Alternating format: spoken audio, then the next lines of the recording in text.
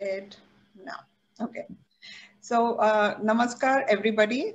Thanks for watching our last interview of Marathi immigrant women of the 1960s and 1970s. Unexpectedly हा programme लोकांना खूप आवडला आणि आम्हाला खूप बायकांबद्दल 3 बायकांबद्दल आतापर्यंत कळलं आहे की त्यांची जर्नी कशी होती. Today we are going to meet with 2 more people. One is Dr. Tara Kanetkar and the second is my friend Manisha Degaonkar. Manisha आणि माझी भेट झाली AT&T मध्ये. I don't remember which year, but I know it was like 15 years back at least. आणि मनीषाचा एक तर American accent होता, तर म्हणून जरा कळलं की हो ही इकडे वाढलेली आहे. आणि दुसरं म्हणजे मनीषा आपल्या आईबद्दल जरा बोलायची की माय मदर डिड दॅट, आणि मी लहानपणी इथे वाढले, मी इथे हायस्कूलला गेले. तर तिचा अनुभव आता because of Dr. Tara Kanetkar, we are going to hear about not only how she came into this country, but also how she brought along her family and her little daughter, Manisha. And it's Manisha's journey also growing up in the US. तिचा काय अनुभव होता, तिला कसं वाटलं हे change, आणि what she's doing now. So we'll talk to both of them today. So first of all, thank you, Kaku, very much. Doctor Tara Kanetkar and Manisha, तुझे पण खूप आभार, बिकॉज मी तुला एकदाच विचारलं, यू वर व्हेरी हॅपी की हो हो आपण हे इंटरव्ह्यू करू. आणि काकू, तुमच्याबद्दल मनीषाकडून खूप ऐकलेलं होतं. म्हणजे मनीषा सारखं Wien we were in AT&T सारखं नवऱ्याबद्दल, पोरांबद्दल, you don't know, I remember, आणि तिच्याबद्दल यु नो भावाबद्दल असं थोडं थोडं तिचं मला स्प्रिंकलिंग असं फॅमिली बद्दल कळलेलं होतं. आणि of course I know Manisha, you took care of your father in law also very diligently. तर ते तुमच्या फॅमिली बद्दल जरा माहिती होती. पण आता since I am in the Marathi Vishwa board आणि हे मराठी विश्व सख्या झाल्यापासून असं खूप वाटतं की आपल्यात there are so many women who have accomplish so much. आपल्यासारख्या सगळ्या सर्वसाधारण बायका, पण सगळ्यांची स्टोरी वेगळी आहे कमिंग टू अमेरिका. आणि एस्पेशली आपली आत्ताची जी करंट व्हाईस प्रेसिडेंट आहे, Kamala Harris, her mother came in 1958. So Kaku, you followed in her basically in her footsteps also, right? We want to hear your story की तुमची American journey कशी सुरू झाली. So number one, I first just want to say welcome. Alright, thank you. Okay. तर काकू, तुम्हाला थोडं तुमच्याबद्दल सांगायचं आहे का? तर सगळे तुम्हाला तर डॉक्टर तारा कानेटकर ह्या नावाने सगळ्यांना तुमची ओळख आहे. बेसिकली तुमची लाईफ जर्नी इंडिया मधून कशी सुरू झाली त्याच्याबद्दल थोडंसं सांगा. तर त्याच्या आधी मी काय सांगू की मला काकू म्हणायच्या ऐवजी मला सगळेजण तारा मावशी म्हणतात. तारा मावशी, कारण माझी भाची मीरा बोडस आहे ना, डॉक्टर मीरा बोडस, तुम्ही कदाचित तिला ओळखत असाल. येस. तिच्यामुळे जे माझं नाव झालं ते तेव्हापासून आल्यापासून, ती सुद्धा 69 मध्ये इथे आली तेव्हापासून. ओके. तर एनिवे डझंट मॅटर. तर मी तुम्हाला मागे म्हटलं त्यामुळे मी विदर्भ महाराष्ट्रामध्ये बुलढाणा म्हणून जे छोटस डिस्ट्रिक्ट प्लेस होतं आहे अजून, माझा जन्म झालेला आहे. आणि माझी आई त्या काळामध्ये, म्हणजे तिचा जन्म होता 1902 सालचा, तरी ती जवळजवळ 14-15 वर्षाची होस्तवर शाळेमध्ये गेली. मुंबईला होती, पारशी स्कूलमध्ये होती. आणखी त्या मानाने तिथे खूप शिकलेली होती. इंग्लिश पण तिला लिहिता वाचता येत होतं. त्यामुळे असेल किंवा कदाचित, पण आम्ही तिला 9 मुलं झालो, पण सगळी जण आम्हाला सगळ्यांना तिने अगदी शिकवलंय सगळं. आम्ही सगळी भावंड शिकलेलो आहोत. म्हणजे हे करून वेगवेगळ्या देशांमध्ये किंवा वेगळ्या व्यवसायाचे पण झाले.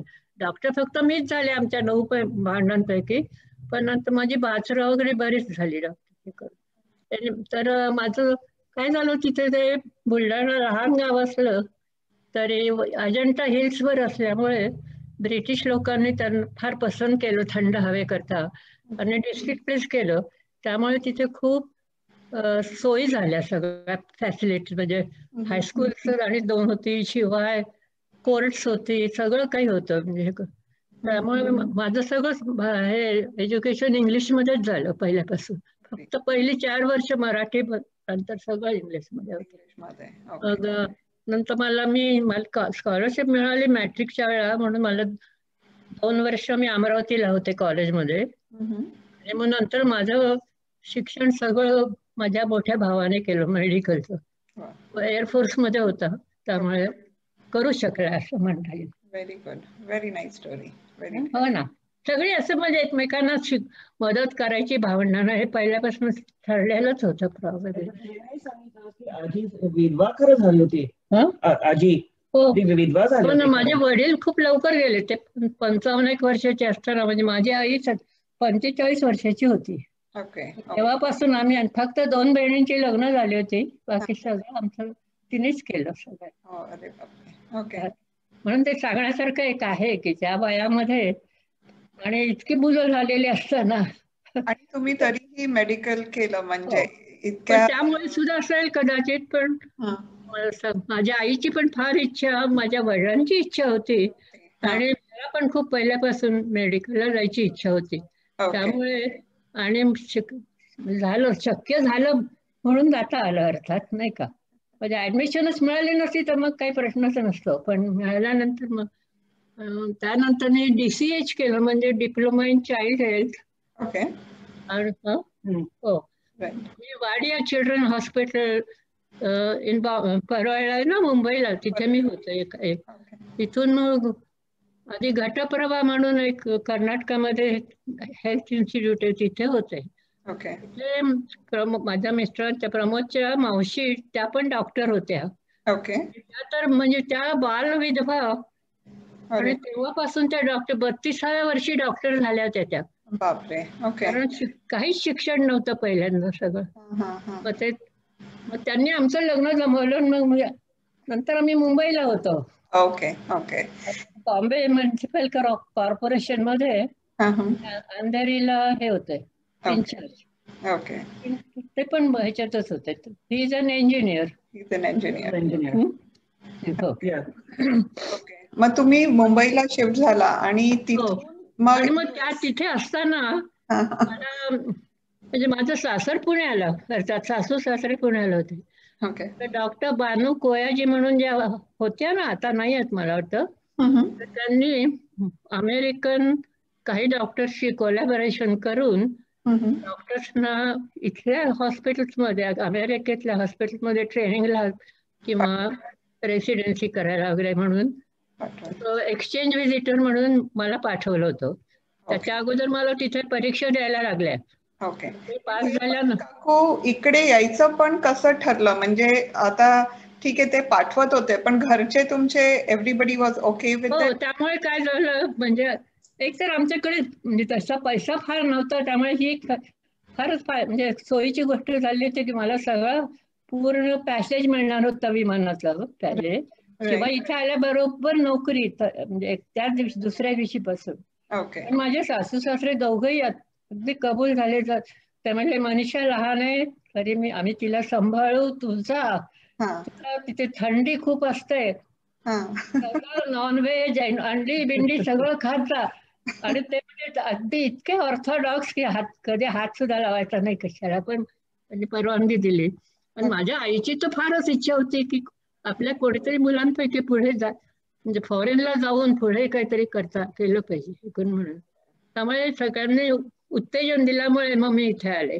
Very nice. काकू खूप छान स्टोरी आहे की तुम्ही. ह्याच्यातली थोडी गंमत सांगते तुम्हाला. अवश्य. मी म्हणजे पॅन ॲमने आले मी, कारण त्यावेळेला म्हणजे माझं तिकीटच पॅन ॲमचं होतं. तर मुंबईहून दिल्लीला गेले. तर दिल्लीला संध्याकाळी 7ला पोहोचले आणि 1 वाजता फ्लाईट होती रात्री.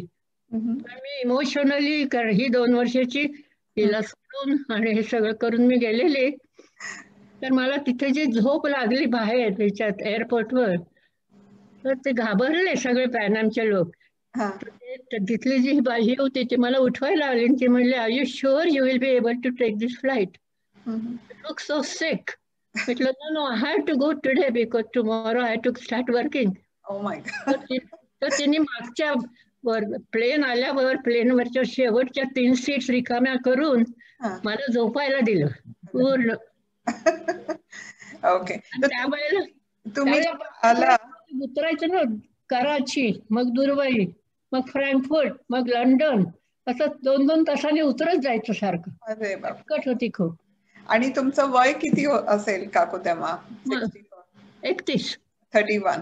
बापरे. म्हणजे 31, you are married, you have a 2-year-old child. 2 वर्ष तेव्हा सगळं झालं. आणि तुम्ही एका वर्षासाठी इकडे, म्हणजे वर्षाकरता म्हणून मी आले. एका वर्षासाठी तुम्ही एकटे आला काम करायचं? मी एकटीच आले, कोणी नाही. मला कोणी इथे ओळखीचं नाही, काहीच नाही. आणि म्हणजे इथली काही माहिती पण नाही कोणी आम्हाला इथेची. फक्त काय आमच्या कोणीतरी ओळखीचं. आणि माझे मोठे मेहणे ते ते इथे राहून गेलेले थंडीच्या. खूप थंडी असते, खूप थंडी असते एवढंच ऐकलेलं. मग माझ्या मोठ्या बहिणीने मला एक मोठा गरम कोट शिवून दिला होता. आणखीन तो कोट हातात, आणखीन एक आपली हँडबॅग मध्ये नेमकं निघायच्या वेळेला लोकांनी 4-5 आंबे दिले. जून 30ला मी आले ना इथे. हे इतकं माझा अवतार होता की सगळ्यांना नवल वाटत असेल की एवढा मोठा कोट जून मध्ये कशाला घातलाय. आणि इथे कोणीही माहिती नाही. हॉस्पिटलचा एक कोणीतरी डॉक्टर यायचा, माझा फोटो जो ऍप्लिकेशन फॉर्म वर होता तो घेऊन येऊन त्यांनी विचारायचं की हास का तुम्ही. मग इथे प्लेनफील्ड मध्ये त्यावेळेला म्युलेनबर्ग हॉस्पिटल म्हणून होतं, आता नाही आहे ते, कधीच गेलो, बंद पडलं. तर तिथे मी होते. मग नंतर हे आले दोघं 5-6 महिन्यांनी. ती वेगळी स्टोरी आहे. पण तुम्ही इकडे म्युलेनबर्ग हॉस्पिटल मध्ये प्लेनफील्ड मध्ये होता, आणि मला खोली होती. मग हे दोघं आल्यावर आम्हाला अपार्टमेंट दिलं त्यांनी फुकट राहायला. म्हणजे बाकी सगळं पे इतका कमी असेल की सांगायची सुद्धा लाज वाटेल. $98 मला मिळायचे 2 आठवड्याने. आता म्हणजे कोणालाच कधी काही किंवा तो काळच वेगळा होता. आणि तुम्ही पण साहस करून, धीर करून तिकडून आला इकडे. मला त्यावेळेला असं काही वाटलं असणारच की आपण एकटंच कसं मॅनेज करणार, काय करणार. सगळं म्हणजे. आणि काका आणि मनीषा मागून येणार होते, पण तुम्ही त्यांच्यासाठी, मग तुम्ही सांगत होता की स्टीव्हन्स मध्ये ऍडमिशन पण बघितली त्यांच्यासाठी. मग दुसरीकडे रेसिडेन्सी परत मग मी पीडियाट्रिक्सच कंटिन्यू केलं. आणखी प्रमोद आले ते मास्टर्स करायला आले इंजिनिअरिंग मध्ये. ते स्टीव्हन्स इन्स्टिट्यूट मध्ये होते होबोकनला. आम्ही राहत होतो प्लेनफील्डला. पण आमच्या जवळ काही ट्रान्सपोर्ट नाही, आम्हाला काही पैसे नाहीत कार घ्यायला किंवा असंच होतं.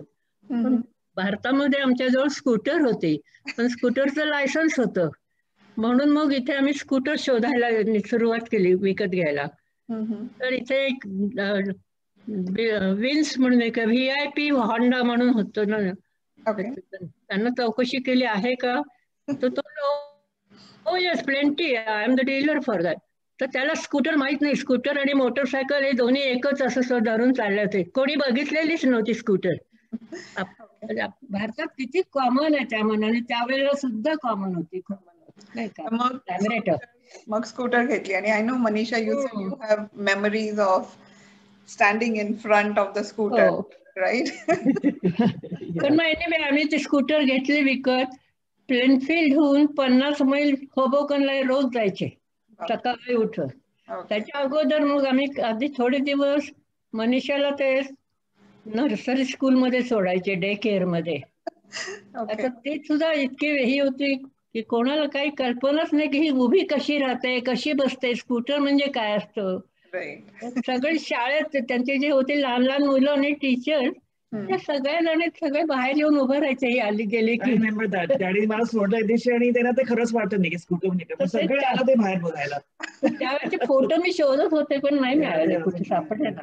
कोणतरी आपल्याला सांगितलं की पोलीस पकडतील असं केलं तर लहान मुलांना यायचं नाही. म्हणून प्रमोदनं मुद्दाम विचारायला गेले पोलीसला काय झालं. ते म्हणले की म्हणजे कुठे उभे राहते ती, आम्ही कधी पाहिलेलंच नाही हे व्हेकल. नेऊन दाखवलं तर म्हणले की we have never seen this, we don't have any experience with that, you can drive, go ahead, no problem. आणि सगळे स्टेशन वरती बाहेर आले बघायला. How long did you do this, Manisha? Like for 2 years? नाही 2 वर्ष नाही ना, किती दिवस मी केले तसं. स्कूटरवर मी उभं राहून 3-4 महिने, फार नाही. 3-4 महिने. ओके. मग नंतर कार चालवायला लागलो. मग मी पण कार ड्रायव्हिंग शिकले, ते पण शिकले. ओके. मी ड्रायव्हिंग कशी शिकले माहितीये का, आमच्या मिलनबर्ग हॉस्पिटलमध्ये 16 रेसिडेंट्स होतो आम्ही. ओके. आणि they were all from different countries. German होतं, कोरियन, जॅपनीज, इंडियन, आणखीन म्हणे ते सगळ्यांनी मला शिकवायचं. प्रत्येकाने एकेकाने घेऊन जायचं प्रॅक्टिस करायला. अशा तऱ्हेने मला आपोआपच यायला लागलं. मग आम्हाला लायसन्स मिळाल्यावर मग काही नाही प्रॉब्लेम आला. राईट. आणि मग तेव्हा तुम्ही ठरवलं की तुम्हाला तोपर्यंत मग प्लेनफील्डचं संपलं 1 वर्ष. राईट. मग आम्ही न्यूयॉर्कला राहायला गेलो, कारण मला रेसिडेन्सी पीडियाट्रिक्स मध्ये होती, बेचिस हॉस्पिटल. ओके. मग तिथे आम्ही 3 वर्ष होतो. ओके. आणि मनीषा अगोदर कॅथलिक स्कूल मध्ये घातली.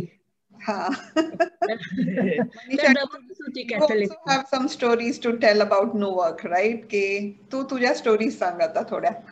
Okay, well that's to St. Peter's. अगोदर ते अगदी जवळ होतं, because it was right up the street from the hospital.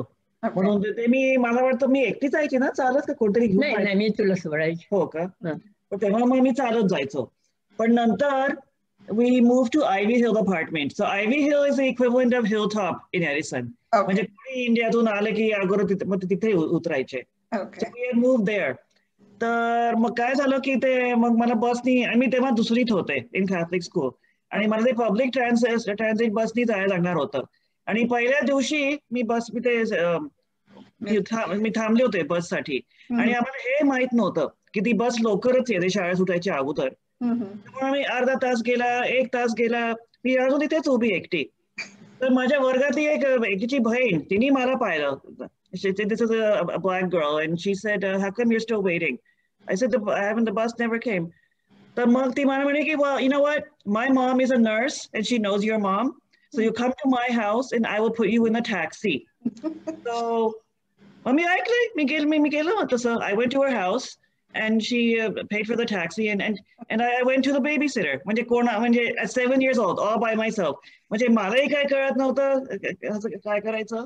And nobody knew where I was. And okay. आणि मनीषाची अजून एक मला स्टोरी आठवते, जी तिने आम्हाला ऑफिसमध्ये सांगितली होती, की शी हॅड अ पेट टर्टल. छोटस काय खूपच मजा होती. मनीषा ते आम्हाला तिने एकदा ती स्टोरी ऑफिसमध्ये सांगितली होती की कुठल्या, I think you were on a top floor somewhere, right? Yeah, we stayed on the third floor. 3ऱ्या मजल्यावर आम्ही राहायचो. 3ऱ्या. आणि तिथून एवढंच होतं, अगदी लहानसं. ते माझ्या हातून तिला मी धुवायला गेले तर ते ड्रेन मधून गेलो. ते मला माहित नव्हतं. पण ही झोपलेली. बरं ही कुठे गेलं माझं, कुठे? तर मी कसं सांगू की ते मेलं म्हणून. पण मी म्हटलं, अगं आपली खिडकी चुकी उघडं राहिली होती, त्यातनं खाली पडलं, गेलो ते खाली. तर बिचारी 3 तास मनीषाने ती स्टोरी सांगितली होती की मी 3 तास खालती कासवाला शोधत होते, आणि ते असं झालेलं होतं. So these are the good memories and all. आणि तेव्हा Manisha, you had your brother also, right? Ka some more years after. Yeah, he was born when we were living, when we lived by the hospital. So I was 6 years old, and he was so. आणि मला खरं बहीण हवी होती. तर मी आधीच सांगितलं होतं शाळेत, in the daycare, oh, me and my sister Lisa. I named her Lisa. Me and Lisa are doing this, and me and Lisa do that. So त्याला काय वाटलं की आता झालं सुद्धा, म्हणजे तर मग त्या दिवशी ती आली मला नावही ठरवून टाकलं होतं लिसा. तेच मी सांगते. तर ती मला कधी पिकअप करायला आली. We were going to go to the Catholic school and then see I was in kindergarten. Okay. But she's still pregnant. And they're like, well, what's this? She's telling everybody I have a sister named Lisa. आणि ती अजून pregnant. आणि मग ती झाली deliver, आणि ते कळलं की मुलगा झालाय. तर अगोदर मला ते काय जायचंच नव्हतं त्याला बघायला, पण माझे डॅडी म्हणे की नाही आपण जायचं. मग आम्ही बघायला गेलो. Then I said, oh, he's nice. आणि मग मी घरी आलो, मी आणि डॅड. आणि लगेच मी माझे टॉयज मी सगळीचे अर्ध केले होते. As if you know a newborn is going to play with काय toys. म्हणाली त्याची डॅडीला, don't worry about it, it does happen sometimes, so you want a girl but it becomes a boy.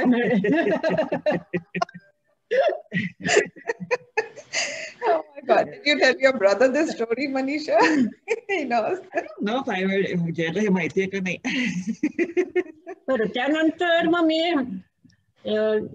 इथे Edison मध्ये JF Kennedy hospital आहे ना, तिथे काम करत होते. नंतर saint Peter's hospital new Brunswick मध्ये तिथे होते. आणि मग शेवटी म्हटलं लोकांकरता करायचं तर जाऊ दे, आता आपण स्वतःची प्रॅक्टिस सुरू करूया, जे काय होईल ते होईल. कारण म्हणजे एक नवीन एक्सपिरियन्सच होता सगळा.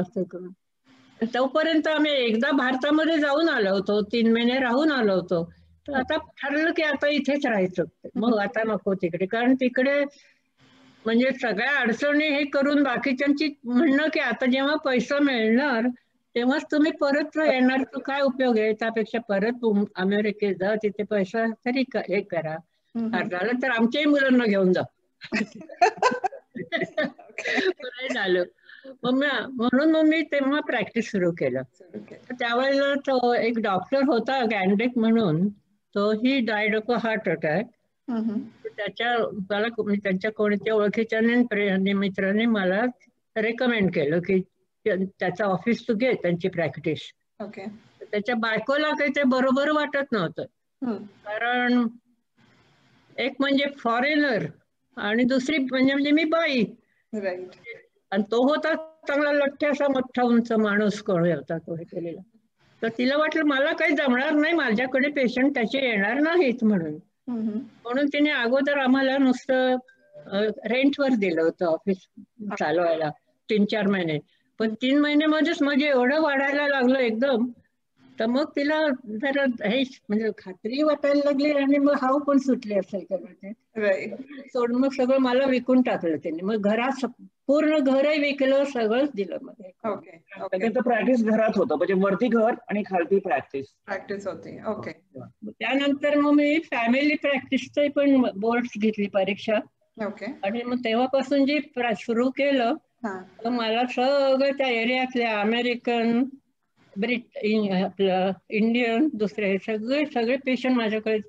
माझी प्रॅक्टिस चांगली चालली तिथे, खूपच चांगली. एवढं आहे की आता जेवढ्या फी वाढल्यात ना सगळ्यांचे चार्जेस, त्यावेळेला $5 तुम्ही घेत होता, राईट? तुम्ही म्हणत होता $5. हो, अगदी सुरुवातीला तर $5, मग हळू 525 झाले, पण जास्त. आणि मध्ये इन्शुरन्स पैसे खातात.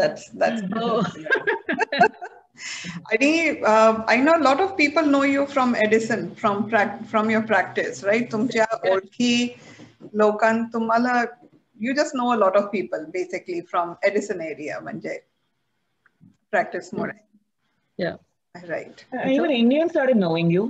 सगळे महाराष्ट्रीयन लोक पण तुला ओळखायचे, आणि शिवाय पुन्हा बाकीचे पण इंडियन. पण काय होत, प्रॅक्टिसची आपोआप नाव होऊनच जाते सगळ्या लोकांना. एकाला तुम्ही सॅटिस्फाय केलं की त्याचे नातेवाईकांना सांगतात किंवा फ्रेंड्स ना, मग शेजारचे, करत करत यायला लागले.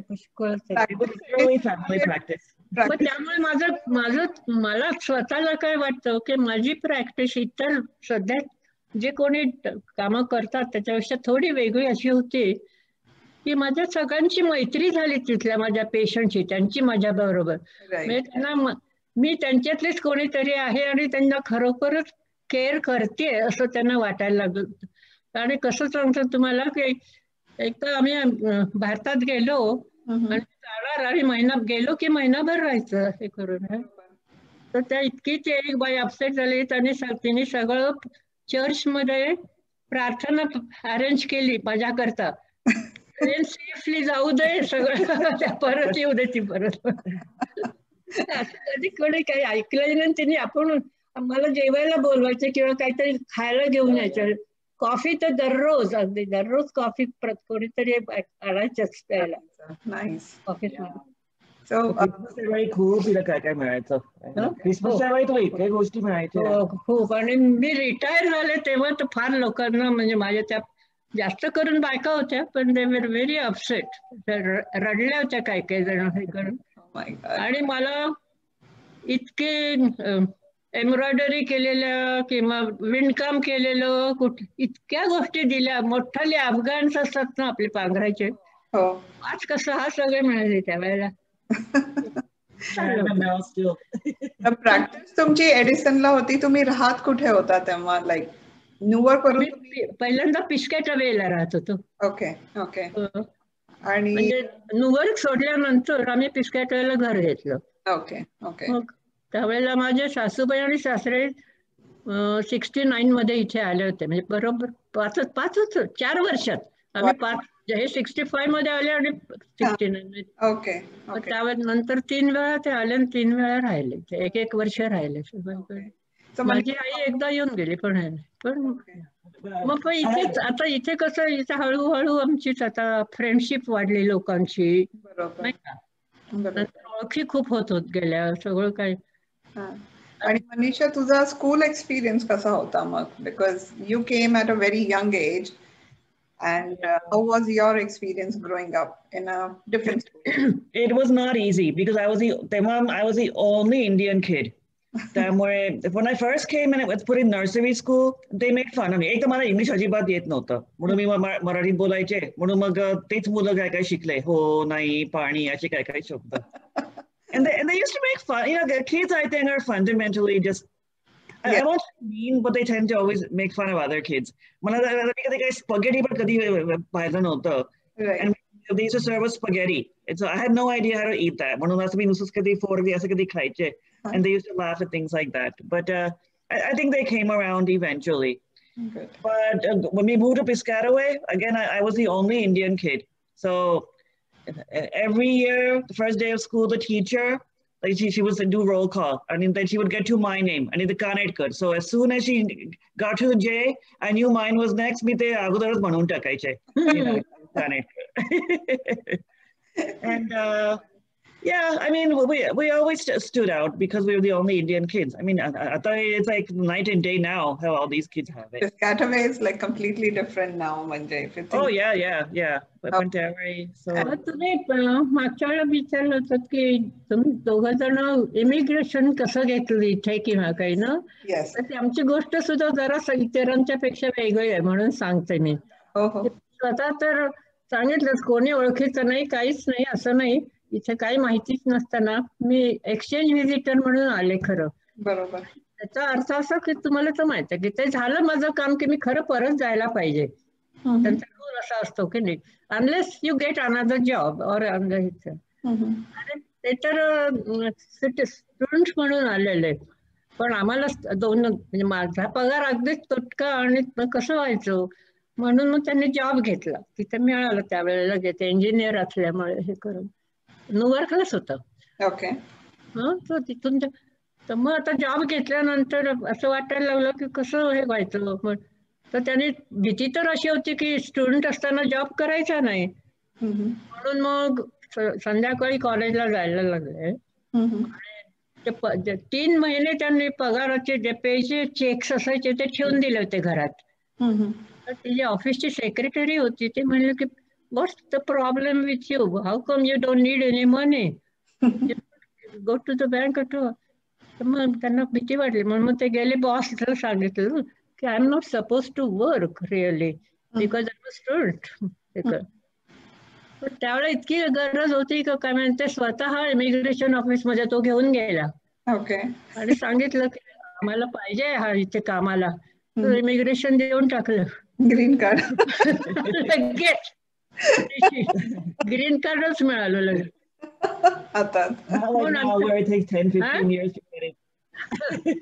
नंतर मग माझं जेव्हा रेसिडेन्सी संपल्यावर मी पण अर्ज केला मग नंतर ग्रीन कार्ड करता, मला पण मिळालं.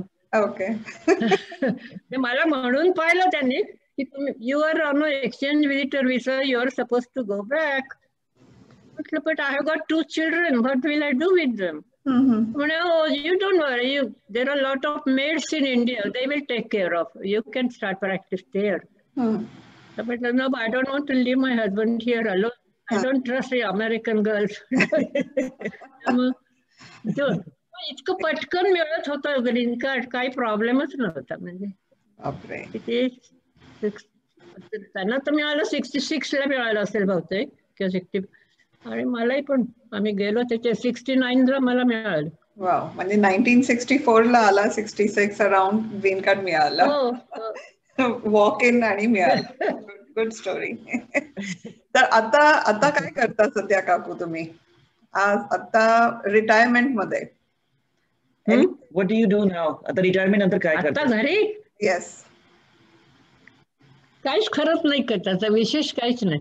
ओके. म्हणजे जोपर्यंत कुठे बाहेर जाता येतं तो आम्ही जात होतो. कितीतरी वेळ ट्रिप्स झाल्या, इंडियाच्या झाल्या, आम्ही ठिकठिकाणी गेलो. आम्ही ऑस्ट्रेलियाची ट्रिप काढली होती, गेलो होतो, इजिप्तला गेलो होतो. तर इंडियामध्ये सुद्धा लडाखला गेलो, मनाली, ती सगळे करून.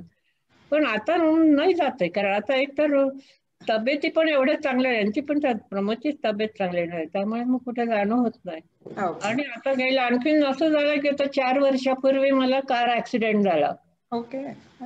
कधीही नव्हतं आतापर्यंत एकदा. तर तेव्हापासून मनीषा आणि जय यांनी दोघांनी सांगितलं आता ड्रायव्हिंग करायचं नाही. But you know, she was 85 by then, so at 85 it's not something wrong in saying की आता नाही ड्रायव्हिंग करायचं. मी म्हणे की आता उबर असतं, त्यामुळे आता उबर जा सगळीकडे. बरोबर. मग आम्ही घरीच असतो. काकू, आता परत looking back, I know there are no regrets, पण तुम्हाला अजून काय वाटतं की you should have done something else also? काय very happy with whatever happened? Well, when I retired, I was happy because calls नाही, कुठे जायला लागत नाही, काही नाही, हे नाही, सारखं सारखं तेच करायचं. सकाळी उठून आटपायचं, हॉस्पिटलमध्ये जाऊन राहून घ्या, मग ऑफिसमध्ये काम करा दिवसभर, संध्याकाळी दुसऱ्या हॉस्पिटलला जा.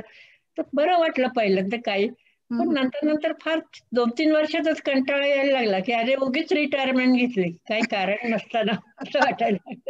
नाही, थोडं मनालाही आणि अंगाला. मला वाटतं तसं सगळ्यांनाच होतं, नाही का? राईट. मला नाही काय अर्था प्रॉब्लेम तो सध्या, पण जसं वय वाढल्यावर, रिटायरमेंट झाल्यावर प्रॉब्लेम यायलाच लागतात की करायचं काय आता आपल्या. So Manisha, even asking you the same question, like you have been here since 2-3 years old, right? Yeah. Do you also have any regrets, or you're completely, do you think your parents made a good decision that time to come here? Yeah, I think so, because it definitely helped. I mean, my mother got an identity. I don't know if she would have had the same career, but तिला एवढं सगळं हे भाव तिकडे मिळालं असतं की नाही मला माहित नाही. So here, I mean, she really made a name for herself. So I think that's great. Plus, they were able to help their family back home too. Right. It just that it was much harder than कारण कोणीच नव्हतं. म्हणजे we had no family. आणि काही सोय पण नव्हते. म्हणजे forget Indian store. ते एक कुठेतरी न्यूयॉर्क मध्ये काही वर्ष ते न्यूयॉर्क मध्ये ते एक येणार नाही काय. प्रत्येक ब्लॉकला जवळजवळ आजकाल ग्रोसरीचे स्टोअर्स आहेत, हे नाही का. तुम्ही म्हणाला ना की तुम्ही कुठेतरी न्यूयॉर्कला जायचं शॉपिंग साठी. हो ना. बलूची का असं काहीतरी होतं ना. बलूची कलूची का बलूची म्हणजे अशी ट्रिप काढायची वर्षात 2 वेळा. या ओके, 2 वेळा. नाहीतर आम्ही एक येलो डाळ आणि ग्रीन डाळ अशी काहीतरी पॅचमार्क मध्ये मिळायची, ते घ्या खायचं, बाकी खायचं. आणि पोळ्यामध्ये सुद्धा ते मैदा, तेव्हा अजून होल व्हीट फ्लॉर पण मिळत नव्हतं, even in the regular American grocery store. म्हणजे forget atta in Indian store, ते नव्हतंच. So I remember the first store came to Piscataway. It was, I think, 78, Taj Mahal म्हणून. We were just so excited ki wow, like Indian dukaan hai. Like, so then at least we got some more like vegetables. No, I know. Malai te, I understand that feeling, because even when we came here, we used to go to Edison, and then I think in Sayreville they had the first store, and we were excited. Oh, there is a store in Sayreville. Kiti sopa. We don't have to go to Edison now to buy vegetables and stuff. Yeah. So I can understand that. Kaku, I think I had talked to you about this also, की तुम्ही बाकीच्या बायकांना तुम्ही काय सांगाल, म्हणजे की just प्रोत्साहन म्हणून, म्हणजे Manisha, if you want to ask her, like what would you tell people listening to this interview, women especially, what to do, what to follow? Yeah, what kind of advice would you give other women? Yes. Yeah. Just women or everybody? No, I think women more importantly. Because Kaku, हे बघा, तुम्ही कधी आला, you came in 1964. You were already a qualified medical doctor, but you came by yourself. You know, you had a husband, you had a child.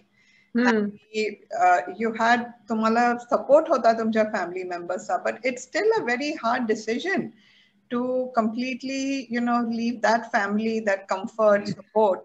आणि तुम्हाला माहितीये तुम्हाला इथे एकटं काम करायचंय, कोणाबरोबर काम करायचंय, कशी लोक आहेत तुम्हाला काही माहित नाही, कुठे राहणार, जेवण कुठून मिळणार, काय. I mean, Manisha, even for you to think about it, like if anybody told you at that age, like leave the country, go somewhere else, very hard to make that decision. पण तुम्ही हे सगळं केलं आणि कुठेतरी मनाची strength, you know, you have strength of your mind, some ambition की हे करायचं. तर तुम्ही बाकीचे जे ऐकतायत आता इंटरव्ह्यूला, तर तुम्ही त्यांना काय ऍडवाइस काय द्याल, बायकांना एस्पेशली? म्हणजे फक्त इथे आल्यावरच जास्त असं काहीच नाही, नाही का? म्हणजे कोणी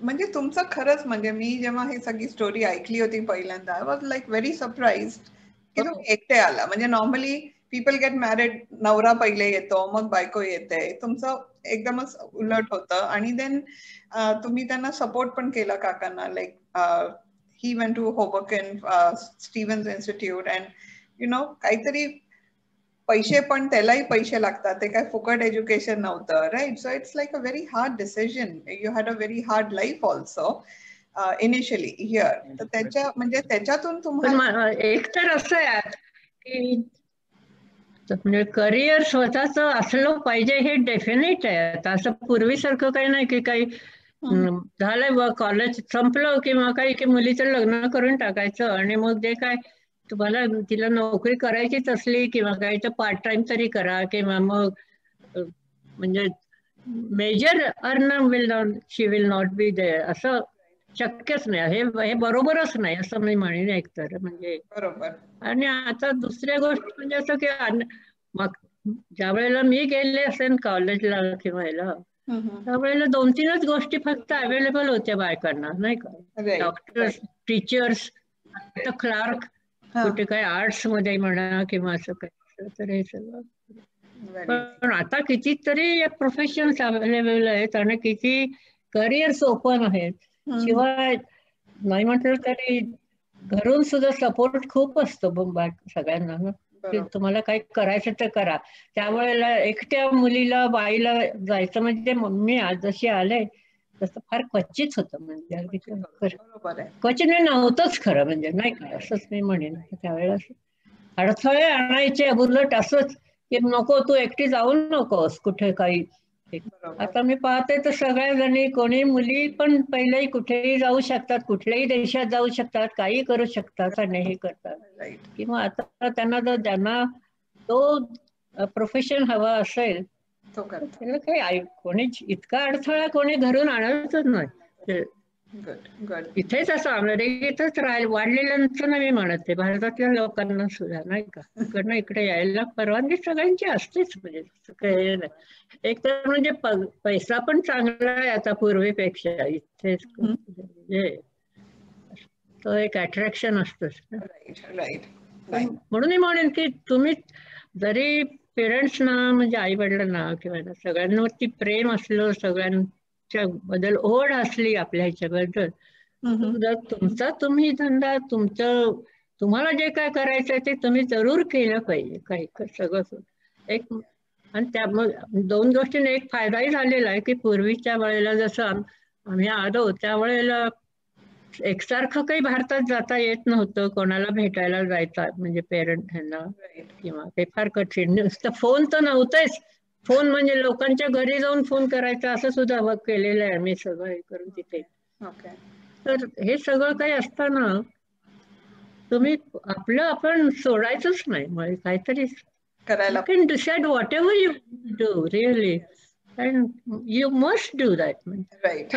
जेवढं आहे की ज्या इथे तुम्ही इथे कोणाचंही म्हणते मी, पण बायकांचा ज्या प्रोफेशन तुमचा असा तुम्ही निवडलेला असेल इथे करताना की ज्याच्यामधनं तुम्हाला कॉन्फिडन्स पण आला आणि तुम्ही स्वतः सुरू करू शकता, आणि जर मग तुम्हाला शक्यता असली तर मग तुम्ही परत जा तिकडे, आणि तिथे तुम्हाला काय हवं असेल ते सुरू करा जे शक्य असेल. त्याच्यामध्ये खूप प्रॉब्लेम्स येतात, सगळ्यांनाच येतात तिकडे गेल्यावर सुरू करायला, नाही का? बरोबर. तुम्हाला पण तरी प्रयत्न करायला हरकत नाही. पण नाहीतर you had to show that you can do it, to show your capability. मला वाटतं. So thank you. नाही खरंच काकू, थँक्यू व्हेरी मच आज यू टॉक टू अस. आणि finally to end the interview I am just going to say very happy birthday. तुम्ही ह्या वर्षी 90व वर्ष, you are 90 this year, right? So happy very happy birthday, belated birthday. आणि I know मनीषांनी तुमच्यासाठी खूप छान पॉवर पॉइंट स्लाइड्स केले होते. मी ते ऍड करीन या व्हिडिओच्या नंतर पण, so people can see it. Some of them, not everything. Couple of the videos I will put. It was relevant. It's too, otherwise it'd be too many. Even the hospital and all. You know, you did a very good job, Manisha. So thank you. Thanks. Yeah. But Kaku, thank you. It was all a surprise too. She was like a Okay. No, that's a milestone. So enjoy your 90th year, and hopefully you will be able to get out and do more things quickly. Vaccination dhala ka, Manisha? I know you were looking for. So she and I both have. I had it through my employer. She had it through your friend. So thanks very much to Supriya. Okay. But she's trying for my dad too. त्यांना मिळालं नाही अजून. आमची दोघांची appointment तिने घेतली होती CVS मध्ये. ओके. आणि दुसरी लगेच कॉल, तिला ईमेल परत आली की कॅन्सल केली. मला मिळालं. अरे बापरे. ओके. हो, म्हणजे आता आणि इतके लांब कुठे मिळतंय, तर खूप लांब जाणं काही शक्य नाही. Okay. No, but thanks to MV Sakhya, Supriya Chaubar. No, that's a very good. Right. तुम्हाला मिळालं ना? हो, मला इकडे मिळालंय. या दोन्ही दोनदा एकच मिळालंय. I have to go for the second one. माझा परवा या शनिवारी. Okay, good. सो होपफुली मिळेल काकू. आणि thank you very much for coming in today for this interview. I know Manisha had to go pick you up, bring you to the house, आणि this is the second time we are doing the interview, but I had fun talking to you both times. And lastly, thank you, and again, happy 90th birthday. Okay. Okay, thanks. Okay, thanks, Thank Ananda, you. so much. Stay on, Manisha.